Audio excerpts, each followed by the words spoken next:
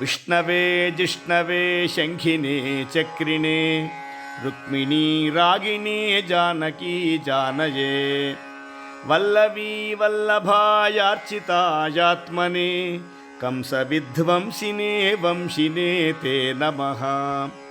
कृष्ण गोविन्द हे राम नारायण श्रीपते वासुदेवाजित श्रीनिधे अच्युतानन्त हे माधवाधोक्षज द्वारकानायक द्रौपदी रक्षक राक्षसक्षोभितः सीतया शोभितो दण्डकारण्यभूपुण्यताकारणं लक्ष्मणेनान्वितो वानरैः सेवितो अगस्त्यसम्पूजितो राघवः पातु माम्।